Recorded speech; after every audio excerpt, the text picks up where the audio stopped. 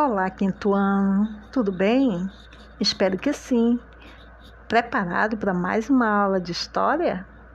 Vamos lá, pegue seu livro Trilhas, do capítulo 3, da página 298 a 300. Vamos saber como é que era a sociedade colonial? Vamos lá?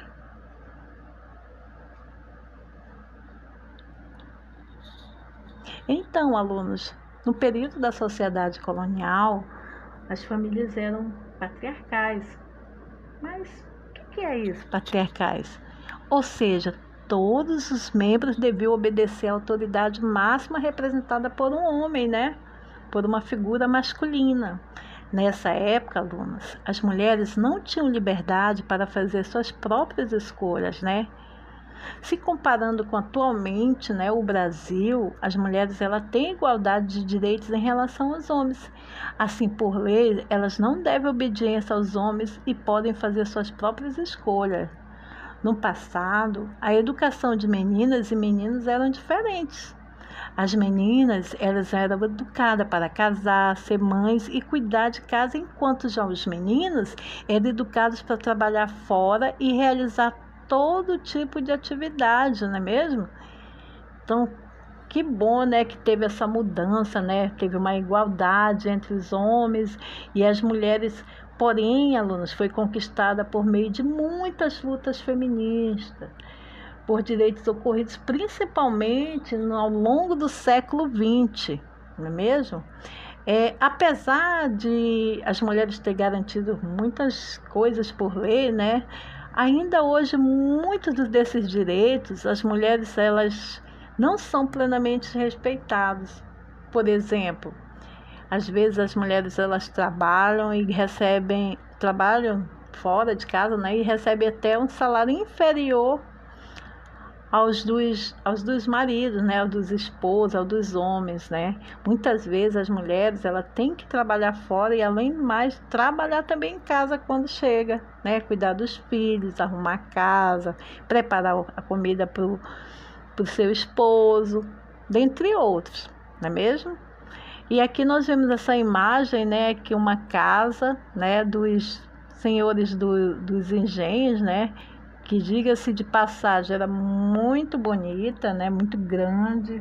Eles construíam, ganharam muito devido com a produção da açúcar, né, eles enriqueceram muito. E agora vamos saber o que vencer os trabalhadores livres.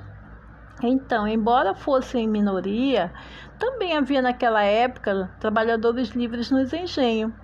E a maior parte desses trabalhadores eram pobres, tinham pouco poder nessa sociedade. Porém, viviam em melhores condições do que os escravizados. Era comum que trabalhasse na lavoura, no corte da lenha, no transporte de açúcar ou então até mesmo como carpinteiro. As mulheres pobres auxiliavam seus familiares na lavoura e cuidavam dos serviços domésticos. Em geral, também deviam obediência a alguma figura masculina, como a um parente ou do marido. E agora nós vamos falar sobre a resistência à escravidão. Como vocês sabem, os africanos e os afrodescendentes sempre resistiram à escravidão, ou seja, eles sempre foram contra, né? Eles trabalharam de graça, forçados, e não receber nada em troca, né? Então, eles resistiram, por exemplo, preservando elementos de suas culturas. E quais são esses elementos de suas culturas? Eram as práticas religiosas, as festas e as comemorações.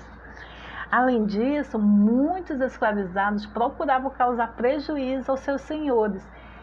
Como, por exemplo, o que eles faziam para prejudicar? Eles trabalhavam em um ritmo mais lento, eles quebravam ferramentas e até mesmo queimavam plantações de cana-de-açúcar.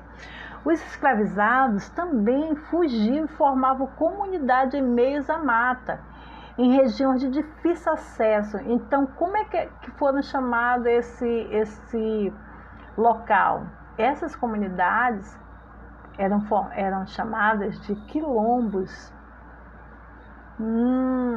Isso mesmo, quilombos. E aí, o que eram os quilombos, né? Então, muitos desses quilombos, eles se organizavam de forma parecida com os reinos que existiam na África. Geralmente, cada quilombo tinha um chefe que tomava as decisões, procurando ouvir os outros membros da comunidade. As propriedades dos quilombolas eram a produção de alimentos e a defesa do quilombo. O que sobrava de alimentos era trocado por armas e também por produtos como sal e tecido. Mas o que vem a ser quilombolas? Bom, quilombolas, alunos, era o nome dado aos moradores de um quilombo, né? Então, um dos maiores quilombos da colônia foi o dos Palmares, formado no século XVII na divisa dos atuais estados de Alagoas e Pernambuco. O quilombo dos Palmares chegou a ser habitado por cerca de 20 mil pessoas e resistiu por quase 100 anos. Nesse quilombo, o governo era o quê?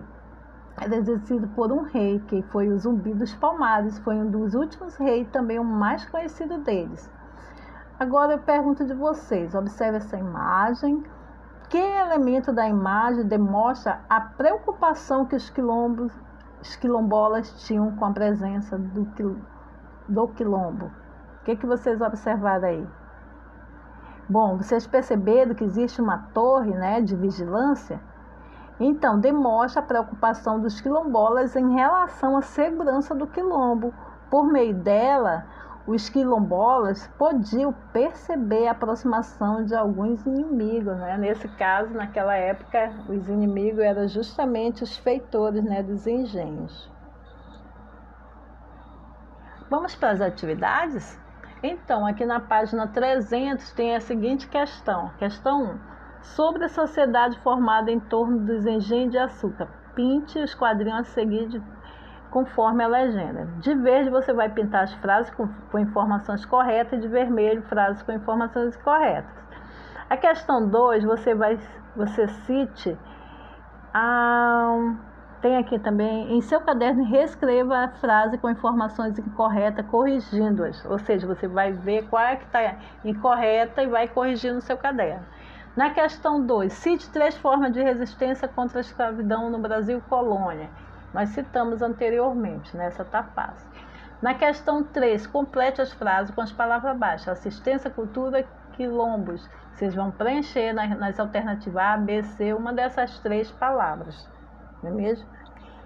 E assim nós terminamos mais uma aula em casa. Muito obrigada pela atenção e até a próxima aula. Tchau, tchau.